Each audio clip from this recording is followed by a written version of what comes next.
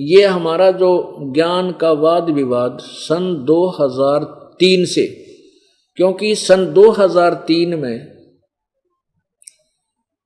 ये हमारा प्रोग्राम, ये यथार्थ ज्ञान एक आस्था चैनल पर प्रारंभ हुआ था, और उस समय ये ज्ञान दास उस पर दिखाने लगा तो इनके कलजे धड़कन लग गए सारे संतों के। इन्होंने उस आस्था वालों के पीछे पड़ के हमारा प्रोग्राम बंद करवा दिया।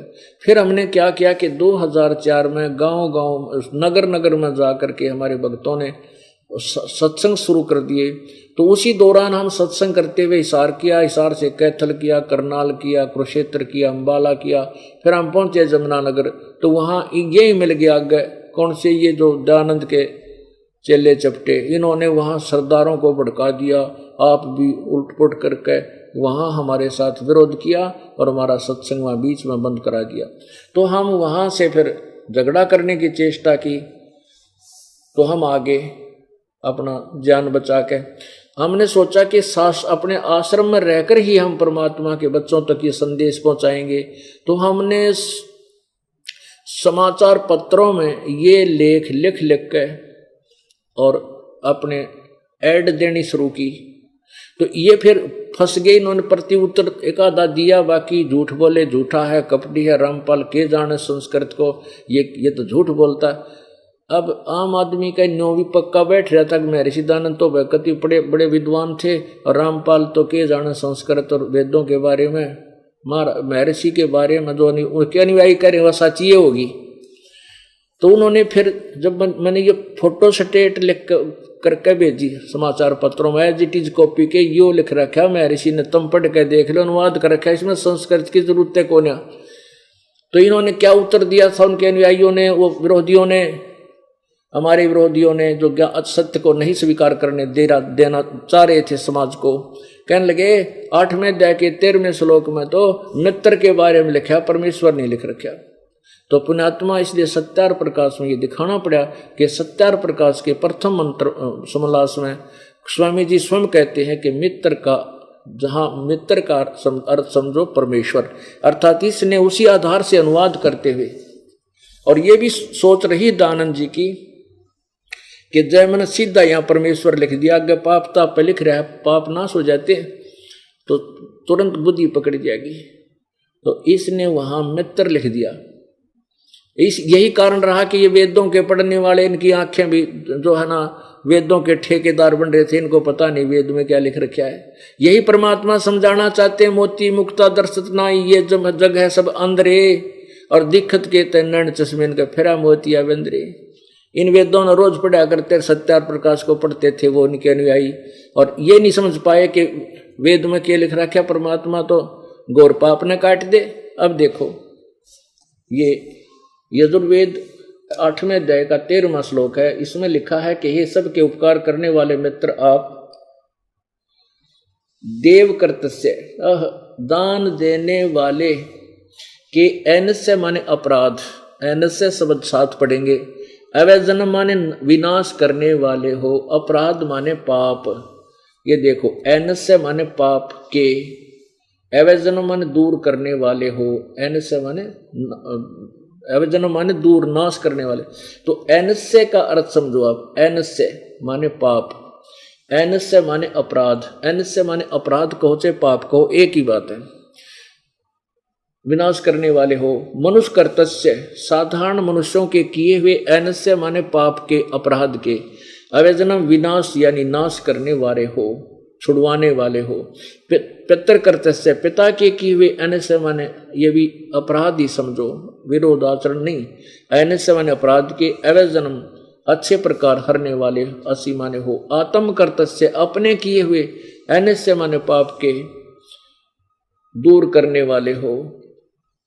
एन से अधर्म के, अधर्म हो घोर पाप के भी आप नाश करने वाले हो, अवजनम हो। विद्वान जानता हुआ मैं जो कुछ भी एन अधर्म आचरण किया करता हूँ वह करूं, अनजान मैं जो कुछ भी किया करता हूँ वह करूं, वह उस सब एन से माने पाप के, दुष्ट आचरण नहीं, एन से माने पाप के, अवैजन माने नाश करने वाले, दूर करने वाले, ऐसी माने हो।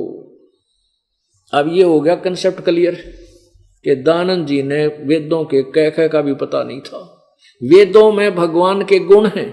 जैसे औषधि की बुक में रोग काटने वाली बीमारी के विषय में विस्तृत वर्णन होता है, और वो वेद तो बता रहे हैं, औषधि तो बता रही है कि ये औषधि मिलाई जाए तो ये रोग कट सकता है, और वो नकली वैद्य कहे कि दवाई से औषधि से रोग नहीं कटे, फिर उस औषधि ने शर्मा मारा जिस रोग ना कटे।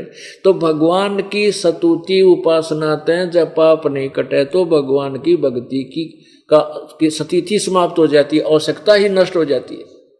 और यही कारण हो गया कि लोग नास्तिक होने लगे, परमात्मा से दूर चले गए, भगवान कुछ नहीं कर सकता, जैसा कर्म तो भोगना ही पड़ेगा। नहीं, परमात्मा घोर पाप को भी काट सकता है, लेकिन वो है कौन, उसका नाम क्या है, कहाँ रहता है।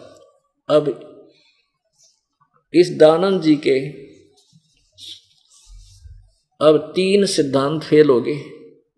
एक तो परमात्मा ब्रह्म एक है, अनेक नहीं, स्वयं कहता परब्रह्म से मेल, यानी एक ब्रह्म एक परब्रह्म, दो ब्रह्म हो गए। दूसरा के परमात्मा पाप नहीं काटता, और वेद बताते हैं वो घोर पाप भी काट दे।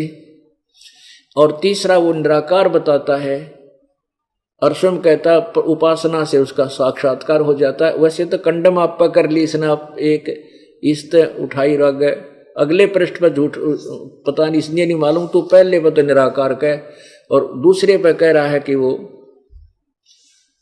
साक्षात्कार हो जाता है। अपुण्य आत्माओं, ये क्या था कि ये छोटी सी उम्र में पिछले जन्म का कोई पुण्य संस्कारी था युद्धानंद, और घर छोड़कर 20-22 वर्ष की उम्र में यूं पहुंच गया बाहर भगवान ढूंढने खातिर। वो इसे नाड़ी संत इसने मिल गए जिन्हें कह का ना बेरा था। साधु संत को 13 गुरु बनाए, और सबसे खींचड़ा ज्ञान इकट्ठा करके रोड़ा वो कंकर पत्थर करके गोबर इकट्ठा और सत्यार प्रकाश की रचना कर दी, और वो ठोक दिया डंगा सारा उसमें। और ये फिर जो भगवान मिला नहीं, परमात्मा की चाह थी, घर जान जोगा रहा, कोई ना भांग पीण लाग गया वो टाइम पास करने के लिए, यह बनैन की खातिर। ये जितने संत घर से निकल जाए हैं, ये बाबा जी को वहाँ हैं, वहाँ फिर इनकी बिरान माटी हो, ना घर के रहते ना घाट के भगवान मिलता को ना, तो कोई भांग पीण लाग जाएगा, कोई चरस के छोटे मार के अपना पड़ा रहा वहाँ पर है। और दान दक्षिणा इनकी बात गप्या तीन मिल ले जा है, ये इनके सुल्पे साल्पे पीण जोगा इनका गुजारा चल ही जाता था, न्यो जीवन बर्बाद कर जाते। ये दानंद जी भांग पिया करता था, तमाकू सूंघा करता था, तमाकू खाया करता था, बसम अबरक बसम भी खाता था। इनके जीवनी में लिखा, दास अपनी तरफ से नहीं कह रहा। और मेरा ये बताने का उद्देश्य इसलिए है कि जब तक आप आंखें नहीं देख लोगे कि जिस वस्तु को आप लिए फिर रहे हो, जैसे आपने घी का पात्र ले रखा है, उस पर लिख रखा है शुद्ध देसी घी, और उसको खोल के देखा नहीं, और दास ने भी वो ले रखा है जिस कंपनी का तुम ले रहे हो, उसको खोल के देख लिया, उसमें तो गोबर पाया, और दास ये दिखाना चाहता है देख खोल के देख लो तुम्हारे इस कनस्तर में घी लिखा, लेवल घी का, इसमें गोबर है। अब खोल के देख लेने की दिक्कत से भाई, ना है तो घी है तो खाओ अपना ठाठ से। अब मैंने यो सत्यार प्रकाश रूपी कनस्तर जिस पर लिख रखा था वेदों अनुसार लिखा है, यो कनस्तर खोल कर दिखा दिया कि वेदों अनुसार नहीं है, ये वेद विरुद्ध व्याख्या से परिपूर्ण है। आप भी देख लो इसने खोल के। अब उनने तो खोल के देख लिया, जो बेचा करते इसने वो पड़ गए मेरा पीछे है, वो तो गुंडा है, बदमाश है, झूठा है, कपटी है, क्या जाने, संस्कृत नहीं जानता, फलाना नहीं जानता। अरे हिंदी तो जाना है हमें, ये तो हिंदी में लिख रहा क्या सत्यार प्रकाश, और हिंदी में अनुवाद कर रखा तेरे मैं ऋषि ने। तो पुण्यात्माओं यो भांग पिया करता था, दास नहीं कह रहा। इस महर्षि ने अपनी कलम से लिख के और एक पत्र भेज रखे हैं, उसके आधार पर ये जीवन चरित्र उन इसके सेवका ने छपवा रखा है। देखिएगा, ये एक पुस्तक है महर्षि दानंद समग्र क्रांति के अगर दूत, संपादक हैं स्वामी सत्य प्रकाश सरस्वती, और डॉक्टर रतन कुमारी स्वाध्याय संस्थान इलाहाबाद से ये छपवाया गया है। देखो यहाँ ये महर्षि दान, इसमें एक ये चैप्टर है महर्षि दानंद जीवन व्रत और कर्तृत्व। लेखिका है डॉक्टर उषा ज्योतिष्मती MSc DPhil और डॉक्टर रत्न कुमारी स्वाध्याय संस्थान। महर्षि दयानंद निर्वाण सती निबंध माला प्रथम पुष्प संपादक स्वामी सत्य प्रकाश सरस्वती। प्रकाशक डॉक्टर रत्न कुमारी स्वाध्याय संस्थान विज्ञान परिषद भवन महर्षि ध्यान मार्ग इलाहाबाद प्रथम संस्करण। अच्छा आगे देखो, इसके पृष्ठ नंबर, पहले तो इनका वो दिखाते हैं कि ये क्या, पृष्ठ नंबर 2-8 पे इसमें क्या लिखा है। जीवन और कर्तृत्व में प्रथम लेख में अपने द्वारा स्वामी दयानंद जी ने स्वयं पत्र लिखकर भेजा था। मैं स्वामी दयानंद सरस्वती संक्षेप में अपना जन्म चरित्र लिखता हूँ। जन्म चरित्र। संवत 1881 के वर्ष में मेरा जन्म दक्षिण गुजरात प्रांत देश काठियावाड़ के मजोकटा देश मोरबी का राज्य औदिच्य ब्राह्मण के घर में हुआ था। यहाँ अपना पिता और निज निवास स्थान के प्रसिद्ध नाम इसलिए मैं नहीं लिखता कि जो माता पिता आदि जीते हों तो मेरे पास आवें तो इस सुधार के काम में विघ्न हो, क्योंकि मुझको उनकी सेवा करना, उनके साथ घूमने में श्रम करना यानी परिश्रम करना, धन आदि व्यय करना नहीं चाहता। अब देखो पुण्यात्माओं, ये तो ढोल पीटे हैं कि माता पिता की सेवा करनी चाहिए, हैं माता पिता का जो है ना वो करो। और स्वामी जी कहता है कि मैं माता पिता की सेवा के हक में नहीं हूँ।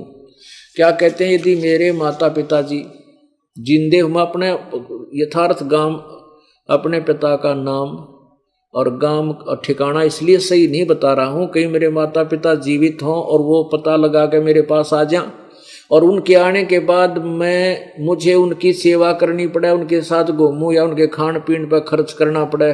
मैं नहीं चाहता उनके लिए 2 पैसे खर्च करना, उनके लिए समय निकालना उनकी सेवा में। अरे तेरा गजब हो। और कहते हैं मेरा सुधार के काम में बाधा पड़ जाए। ये सुधार की रांद काट गया, उसका पता हमने सत्यार प्रकाश में जैन का सुधार कार्य क्रम दिखा दूं हैं तो उंगली दबाओ आप। कहता 24 साल की लड़की 48 साल के पुरुष का ब्याह करना चाहिए। 24 वर्ष की स्त्री 48 वर्ष के पुरुष से ब्याह करो, ये उत्तम विवाह समय है।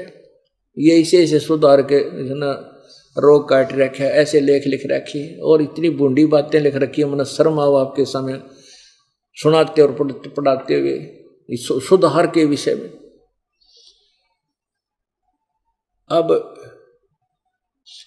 पुण्यात्माओं, जैसे एक मजदूर है, मजदूरी करके अपना काम चला रहा है, उसका तो वही ड्यूटी है, कर्तव्य है।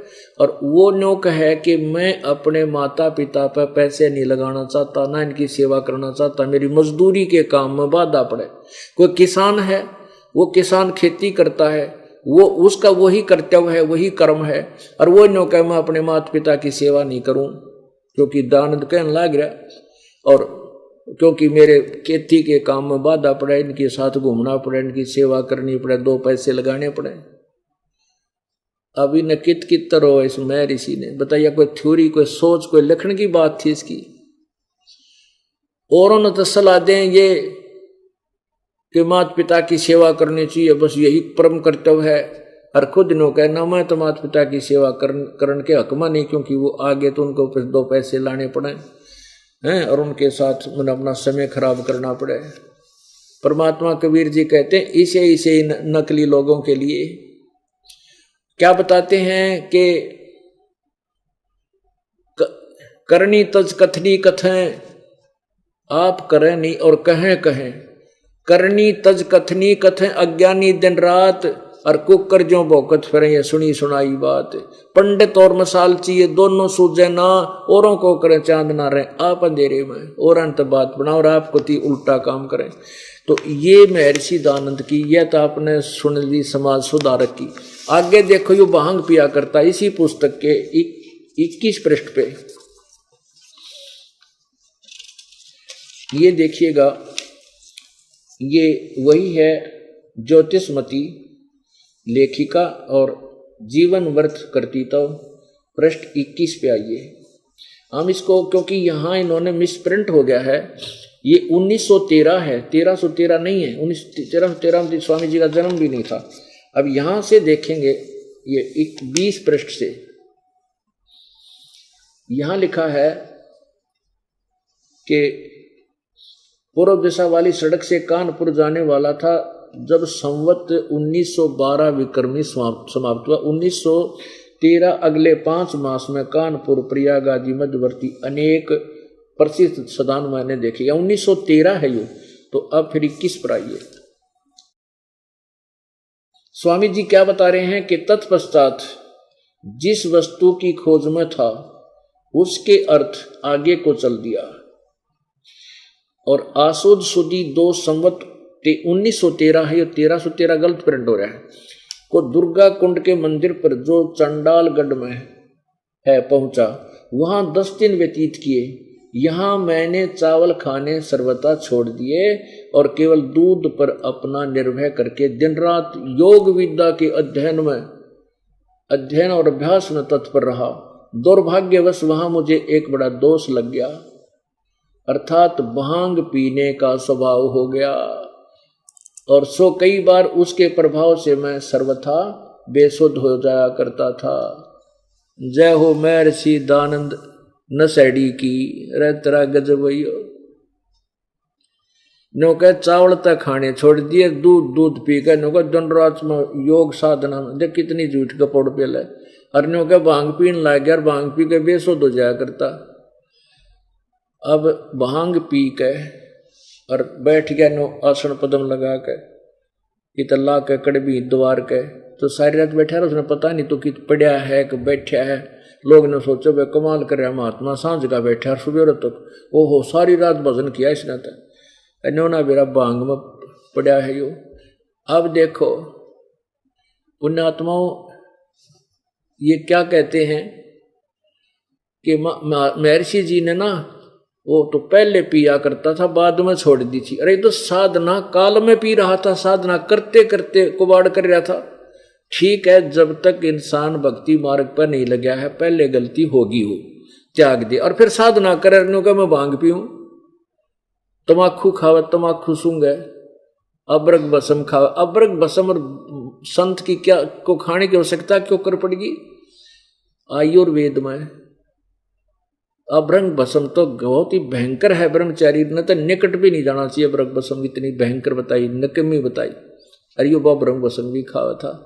तो पुण्यात्माओं, ये इसके कर्तव्य नो दिखाने जरूरी हो गया कि इसका मन हट जाएगा आपका, जिसको आप महर्षि और बड़े समाज सुधारक, बड़े अच्छे करैक्टर का यानी विकार रहित मान रहे थे, यो तो सारे अवगुणों से फुल्लफ था, कति फुल्लफ था। यदि इसने फिर भांग पीना छोड़ दिया हो, हम यह भी मान लिया, तो ये अब वेदों में क्या लिख रहा है? वेद बता रहे हैं कि परमात्मा पाप काट देता है, और सत्या प्रकाश में ठोक रखा भगवान पाप नाश कर नहीं सकता। वेदों में लिख रखा परमात्मा सह शरीर है, वो मनुष्य सदृश है, और खुद अनुवाद करे, और सत्या प्रकाश में उल्टा डंगा भर रखा। तो इस ये भांग के नशे में ही अनुवाद उलट पुलट कर पराक है, और ये सारा लिखा। नहीं तो ये आंख खोल के लिख सके था, वेदों में ऐसा लिखा। अब आपको 6 प्रमाण दिखाऊंगा। भगवान सह शरीर है, मनुष्य सदृश है, इन्हीं इसके द्वारा ही बहुत, इसके द्वारा भी इसका अनुवाद है। अब सबसे पहले निराकार साकार की थ्योरी को वेदों में दिखाते हैं कि ये क्या कहता है कि वेदों में ऋग्वेद प्रारंभ किया इसने सबसे पहले, फिर ऋग्वेद इसका सूत में आया नहीं, एक मंडल को करके फिर बंद कर दिया, फिर यजुर्वेद को कर दिया पूरा, फिर इसकी मृत्यु होगी। तो 2.5 जो शेष जो बते थे 2.5 वेद, वो किसी अन्य आचार्यों ने अनुवाद किया हुआ है, और उन्होंने इसी महर्षि दानंद के द्वारा दी गई गाइडलाइन, उसी के सुझाव से उन्होंने अनुवाद किया। महर्षि दानंद जी ने अपने सत्यार प्रकाश में लिखा है कि परमात्मा के नाम में, देखो अग्नि माने आग तो आम आदमी बता देगा, इन्होंने स्पष्ट स्पष्ट लिखा है कि परमात्मा का अग्नि शब्द जहां वेदों में है उसका नाम परमेश्वर समझे, अग्नि माने परमेश्वर समझे। अब देखिए सत्यार प्रकाश, ये वही सत्यार प्रकाश है जो इन्हीं के द्वारा लिखा हुआ है, और ये वो सत्यार प्रकाश है। और ये कहां से छपा है? आचार्य प्रिंटिंग प्रेस, दानंद मठ गोहाना मार्ग रोहतक से। अब इसके प्रथम समोल्लास में स्वामी जी बता रहे हैं, ये देखो बिल्कुल स्टार्ट में क्या बताया है कि जैसे आकार से विराट अग्नि और विश्व आदि, उकार के से हरणगर्भ वायु जैसे, मकार से ईश्वर आदित्य आदि प्रज्ञादि नामों का वाचक ग्राहक है। ये यहाँ देखो, ओम जो एक ओंकार शब्द है वह परमेश्वर के सर्वोत्तम नाम है। परमेश्वर का सर्वोत्तम नाम है ओम, क्योंकि इसमें ए उ और मैं, तो इसमें अक्षर हैं, वे मिलके ओम समुदाय हुआ है। इससे परमेश्वर के बहुत से नाम आते हैं। परमेश्वर के नाम आते हैं, अग्नि भी है। आगे देखो इसमें, अब 15 पृष्ठ पे प्रथम समोल्लास में यहां लिखा है कि 100 प्रकाश होने से अग्नि, ये परमात्मा के नाम है। निरंतर व्यापक होने से परमेश्वर का नाम ब्रह्म है, और स्वरूप सब प्रकाश रूप होने से अग्नि। अच्छा आगे देखो, अब 17 पृष्ठ पे लिखा है, अग अणि इण गतर्थक धातु से, इनसे अग्नि शब्द सिद्ध होता है, जो ज्ञान स्वरूप सर्वज्ञ जानने, प्राप्ति होने और पूजा करने योग्य है। इससे परमेश्वर का नाम अग्नि है। यानी अग्नि से परमेश्वर समझना चाहिए। अग्नि माने परमेश्वर। अब इन्होंने ऋग्वेद का अनुवाद प्रारंभ किया। ऋग्वेद में प्रथम मंत्र में, अब देखिएगा ऋग्वेद प्रथम मंडल में, ये महर्षि दानंद द्वारा ही इसका अनुवाद है। और ये कहाँ से प्रकाशित है? प्रकाशक है सार्वदेशी कार्य प्रतिनिधि सभा 3/5 महर्षि दानंद भवन, रामलीला मैदान, नई दिल्ली। और सम्राट प्रिंटर्स मुद्रक है, सम्राट printers and binder, Pataudi house, Daryaganj, नई दिल्ली। इन्होंने ऋग्वेद के जो प्रारंभ किया, प्रथम मंडल प्रथम सूक्त में, ये अग्नि शब्द से प्रारंभ होता है। ये मंत्र, पहला ही मंत्र प्रथम मंडल का पहला ही सूक्त, पहला ही मंत्र अग्नि शब्द से प्रारंभ हुआ। तो इसमें अनुवाद किया है इन्होंने, यहां अग्नि शब्द का अर्थ करना ही छोड़ दिया। यहां अग्नि माने परमेश्वर होता है। या फिर देखेंगे, यहां अग्नि शब्द के 2 अर्थ करने प्रमाण हैं। इस ऋग्वेद के मंत्र से यह जाना जाता है, एक सद ब्रह्म के इंद्र आदि अनेक नाम हैं, तथा इस यजुर्वेद के मंत्र से अग्नि आदि नामा करके सच्चिदानंद लक्ष्मण वाले ब्रह्म को जानना चाहिए। यानी अग्नि से अकारथ ब्रह्म यानी परमात्मा है। इत्यादि सतमत ब्राह्मण प्रमाणों से अग्नि शब्द ब्रह्म और आत्मा इन 2 अर्थों का वाची है।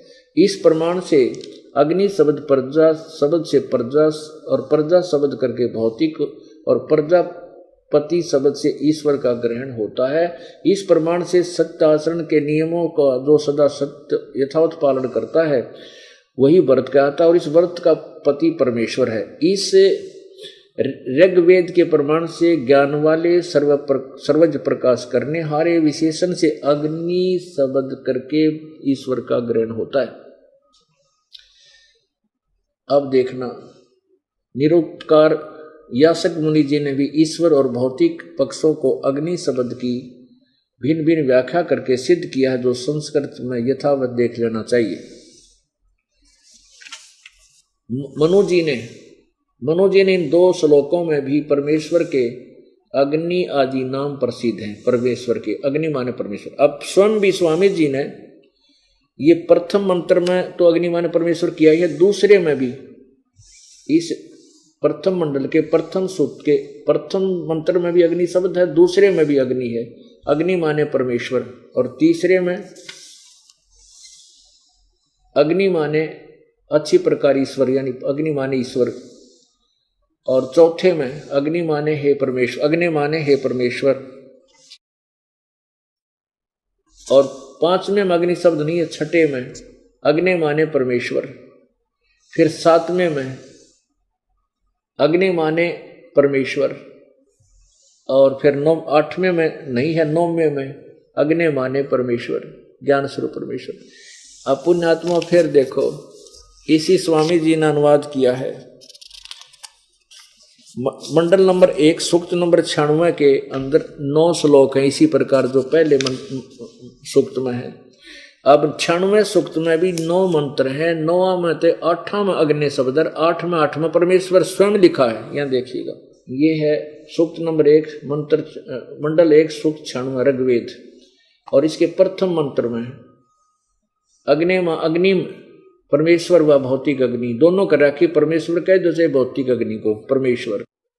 अच्छा, फिर 2 में अग्नि माने परमेश्वर को, और फिर 3 में अग्नि माने परमेश्वर जगदीश्वर को, फिर 4 में अग्नि माने जगदीश्वर, और फिर 5 में अग्नि माने ईश्वर को, और फिर अग्नि माने परमेश्वर को 6 में, ये 6 गया, इस 6 में अग्नि माने परमेश्वर को और अग्नि माने जगदीश्वर को, ये 7वां। अब 9वां, 8वें में अग्नि शब्द नहीं है, 9वां अग्नि माने परमेश्वर। अब पुण्य आत्माओं, अब यजुर्वेद अध्याय नंबर 5 के मंत्र नंबर 1 में, अध्याय नंबर 1 के मंत्र नंबर 15 में स्पष्ट लिखा है कि अग्नि तनुरसी, परमात्मा परमेश्वर, अग्नि माने परमेश्वर, तनु माने शरीर, रसी माने है। यहां देखिएगा एक और, इन्हीं के द्वारा स्वामी जी के द्वारा दिए गए सुजेशन के आधार पर एक इन्हीं के आचार्य ने साम वेद का अनुवाद किया है।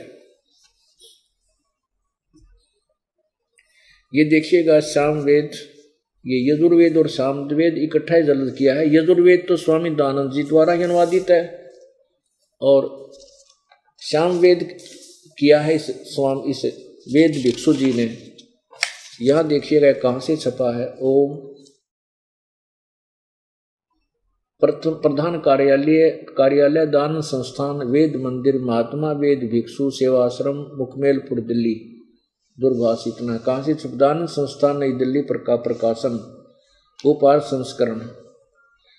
प्रकाशक है पंडिता राकेश रानी, अध्यक्ष दानंद संस्थान 2288 आर्य समाज मार्ग करोल बाग नई दिल्ली से।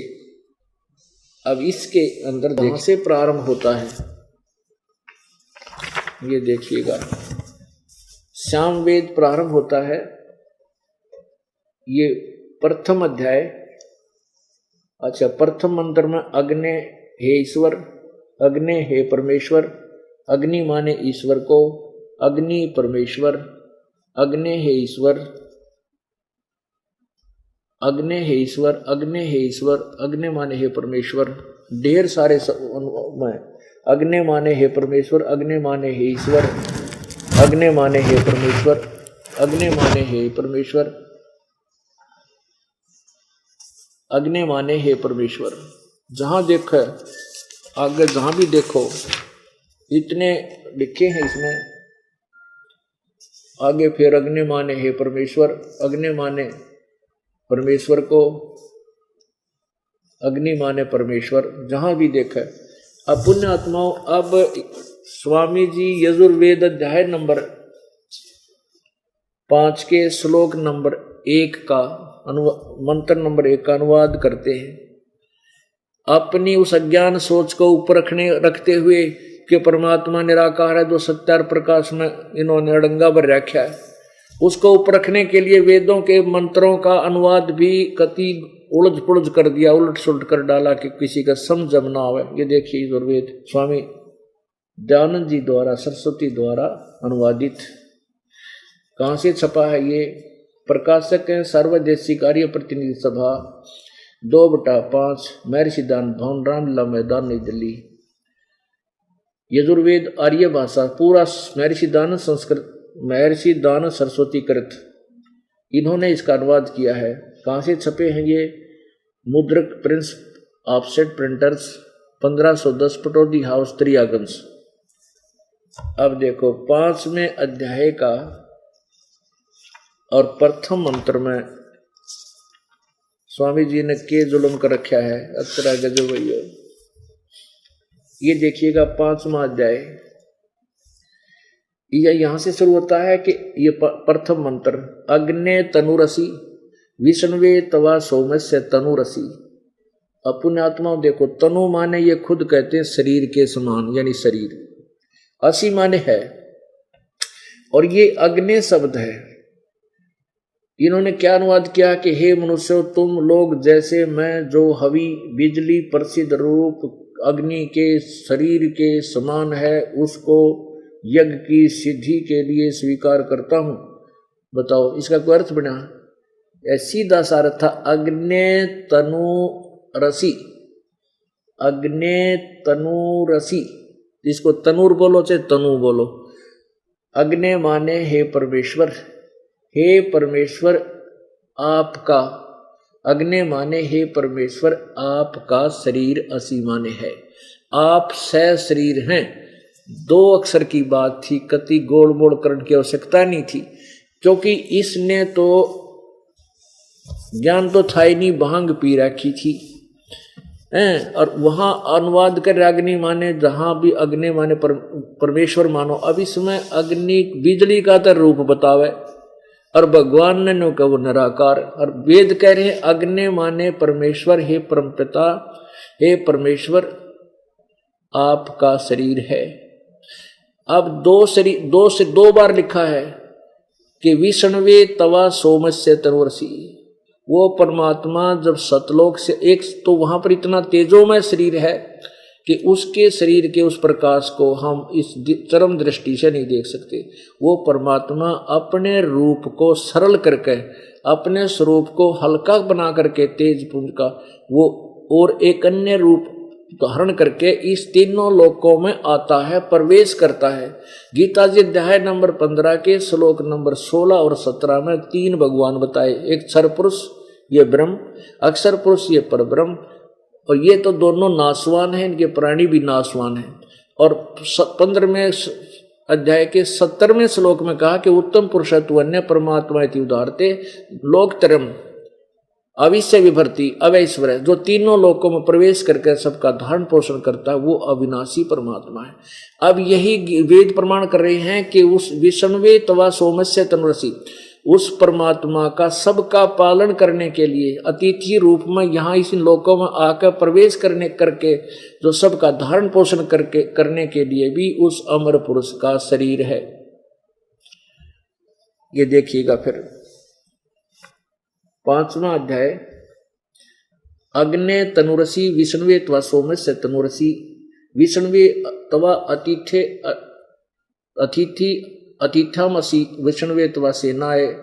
इसका अर्थ ये बना कि वो परमात्मा जब अतिथि रूप में यहाँ प्रवेश करता है तीनों लोकों में, तब उस परमात्मा अमर पुरुष, सोमस्य माने अमर पुरुष, सोम का अर्थ होता है, सोमस्य माने उस अमर पुरुष, अमर परमात्मा का शरीर है। तो इसमें 2 बार सिद्ध कर रखा है विष्णुवे तवा सोमस्य तनुरसी, सर्व के पालन करने के लिए उस परमेश्वर का एक और शरीर है, वो परमात्मा सह शरीर है। अब इसके अंदर आपको और दिखाते हैं कि वो परमात्मा सतलोक से चलकर यहां आकर के अपनी उन प्यारी आत्माओं को मिलता है, अपनी प्यारी आत्माओं को मिलता है। वो परमात्मा सतलोक से चलकर आता है,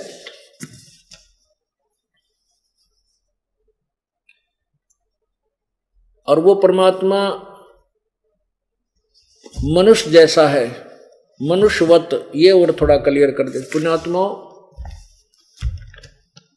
परमात्मा के पाने के लिए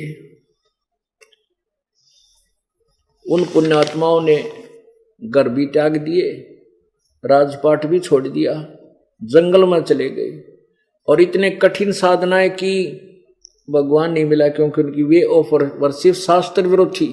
तो पुण्यात्माओं, आपको परमात्मा मिलने जा रहा है, आपका मोक्ष निकट आ रहा है और इसके लिए आपने अगर आध घंटा घंटा ज्यादा भी मालिक की चर्चा सुनने को मिल जाए तो उसे हर्ष स्वीकार करना चाहिए, क्योंकि ये समय बार बार नहीं मिला करता। और इस परमेश्वर के लिए जितना भी हम समय लगाएंगे उतना ही हमारे गुड अकाउंट में जाएगा। तो ये बार बार समय नहीं मिला करता है, कोई समय है सदा नहीं रहा करते, ये इसे सुथरे काम युग काल के रहने दिया करे। परंतु परमात्मा हमारे साथ है। अब ये काफी समय तक जन साधारण को समझाया जाएगा और परमात्मा पूरे विश्व में ये वो अपना फैलेगा। अब देखिएगा, वो परमात्मा अपने शरीर को हल्का करके, क्योंकि वहां तो उनका तेजोमय शरीर है, उसको तो कोई देख ही नहीं सकता। परमात्मा के वहां ओरिजिनल शरीर पर इतना तेज नूर है कि एक रोमकूप में करोड़ सूर्य करोड़ चंद्रमा मिला दे, उसकी रोशनी भी कम पड़ जावे तो उसको चरम दृष्टि नहीं दे सकती। उस शरीर को हल्का करके सरल करके वो परमात्मा यहां आता है। अब आपको ऋग्वेद मंडल नंबर 9 के सूक्त नंबर 86 के मंत्र 26 और 27 में स्पष्ट करते हैं, अपने पवित्र वेद बता रहे हैं। परमात्मा की वो वाणी आज सिद्ध हो रही है, वेद मेरा भेद है पर मैं मिलूं वेदन से नाही, और जौन वेद से मैं मिलूं वो वेद जानते नहीं। अब देखिएगा ऋग्वेद, और ये इन्होंने लिख रखा महर्षि दानव सरस्वती कृत। हम इस चक्कर में नहीं पड़ते, पर ये देखा ये कहां से छपा है, ये देखिएगा। प्रकाशक है सार्वदेशिक आर्य प्रतिनिधि सभा, महर्षि दानंद भवन, रामलीला मैदान, नई दिल्ली, ऐसे। अब इसमें 9वें अध्याय का और 86वां सूक्त, ये देखिएगा, और मंत्र नंबर 26, ये 86 है, ये 26 मंत्र में, मंडल नंबर 9 सूक्त नंबर 86 का मंत्र नंबर 26। इसमें कितनी प्यारी व्याख्या की है।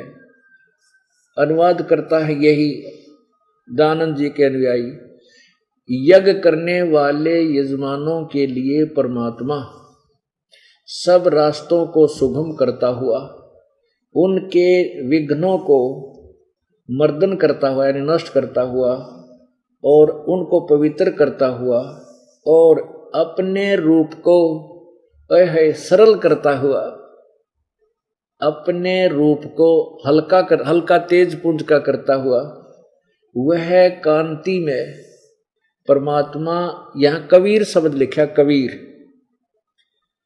अब देखो ये ऊपर मूल संस्कृत में कबीर अतो, ये कबीर शब्द हम कबीर बोल देते, ये इन्होंने इसको ये कवि कर दिया।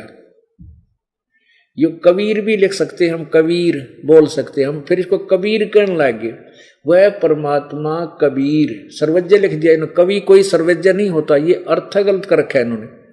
वो परमात्मा कबीर विद्युत के समान, यानी बिजली की तरह तीव्रगामी है।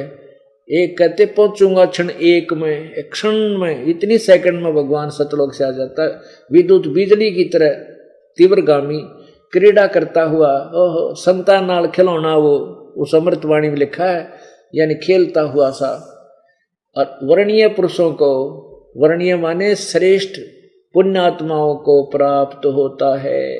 अरे तेरा गजब भैया, कितना, यानी वहां से क्रीड़ा करता हुआ, वो अपने शरीर को हल्का करता हुआ, चलता हुआ और अपने शरीर को हल्का करता हुआ वो परमात्मा कबीर, ये कबीर, कबीर देव विद्युत के समान अत्यंत गति से यानी तीव्रगामी होता हुआ और अपने भक्तों को, श्रेष्ठ पुरुषों को मिलता। अब 27 में और देखो कितना कमाल किया है।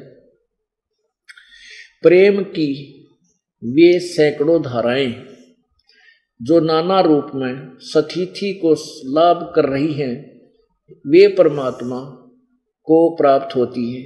अब प्रकाश पुंज परमात्मा, आए है प्रकाश पुंज अपुन आत्माओं, प्रकाश पुंज के वो है प्रकाश का समूह। अब समूह है तो वो निराकार क्यों कर हो गया।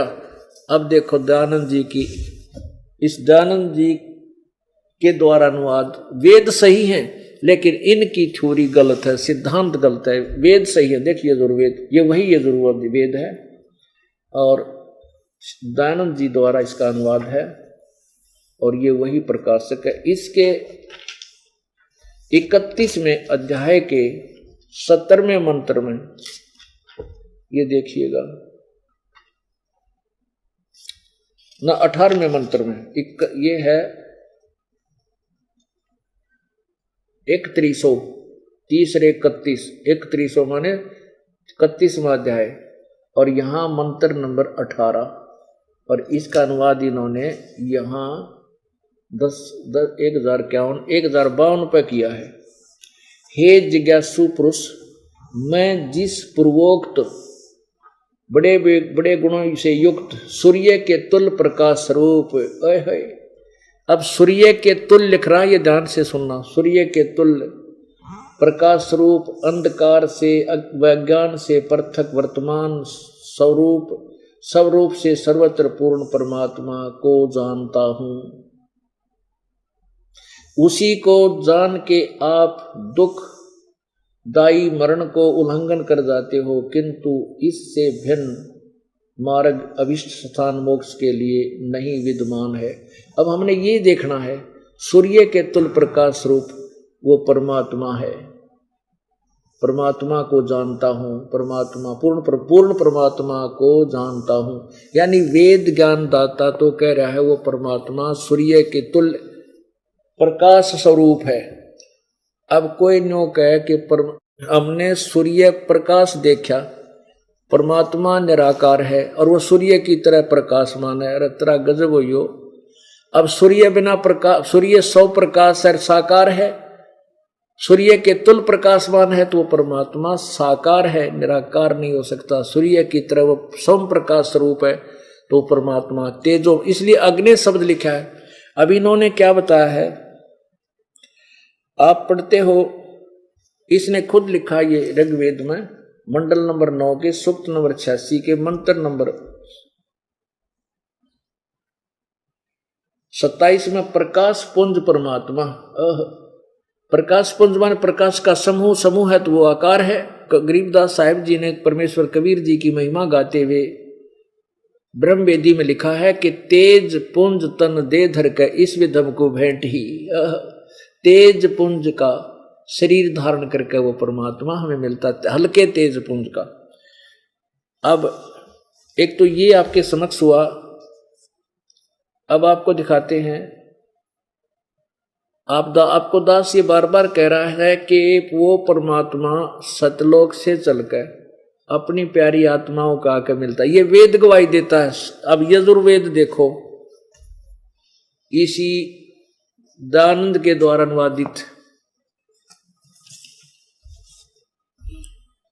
ये है यजुर्वेद, महर्षि दयानंद सरस्वती कृत, और ये वही आर्य समाज सार्वदेशिक आर्य प्रतिनिधि सभा 2/5 महर्षि दयानंद भवन द्वारा इसका प्रकाशित है और दयानंद जी द्वारा इसका अनुवाद है।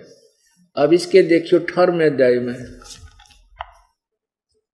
अब देखना ये 18वें अध्याय में कितना कमाल कर रखा है, ये देखिएगा। ये है अष्टोदश अध्याय 18वां अध्याय और इसके मंत्र नंबर 58 में 58 में, ए भगवान कितना प्यारा वर्णन है इसमें।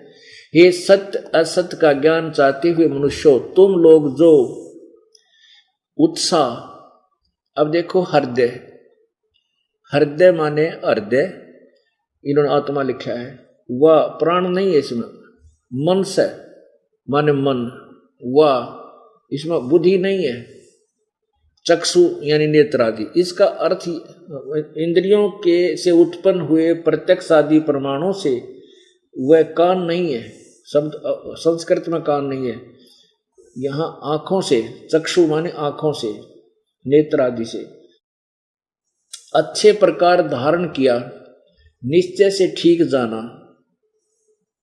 सुना, देखा और अनुमान किया, वह अच्छे प्रकार प्राप्त हो। इस कारण हम लोगों से पहले उत्पन्न हुए, हमसे प्राचीन यानी पहले वाले ऋषि वेद आदि के जानने वाले परम योगी ऋषिजन, यानी जहां पहुंचे उस सुकृत मोक्ष चाहते हुए सज्जनों के लोकम यानी उस लोक को, लोकम प्रत्यक्ष सुख समूह का मोक्ष पद को अनुकूलता से पहुंचो। अब इसने तो हालांकि इसमें स्पष्ट लिखा है, इसमें क्या अर्थ बनता है कि जो हमसे पहले जो महर्षि थे, अच्छे पुण्यात्मा थी, जो संत थे, उन्होंने उस परमात्मा को हृदय और मन की आंखों से, हृदय और मन की आंखें माने दिव्य दृष्टि से उस परमात्मा को देखा, समझा और वो वहां चले गए, उसको प्राप्त किया। जो अपने से पहले वाले ऋषि हैं वहां वो पहुंचे और तुम भी वहां पहुंचो। इसका सीधा अर्थ फिर देखिए 18वें अध्याय का यजुर्वेद के 58वां श्लोक में है, हे सत्य असत्य का ज्ञान चाहते हुए मनुष्यों, तुम लोग जो उत्साह हृदय और मन से, हृदय और मन, वह माने वह, मन से माने मन, वह ये बुद्धि नहीं है, वह चक्षु माने नेत्र।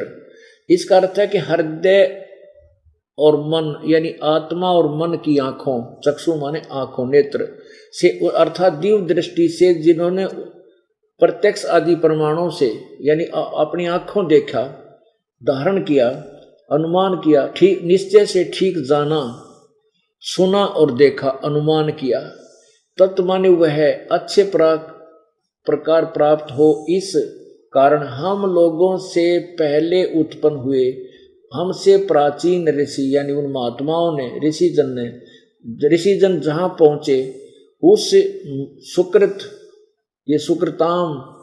सुकृत मोक्ष चाहते हुए सज्जनों के उस लोकम माने स्थान को, लोक समूह का नहीं, लोकम माने स्थान को तुम भी पहुंचो, उस स्थान में अनुप्रेत तुम भी वहां चले जाओ।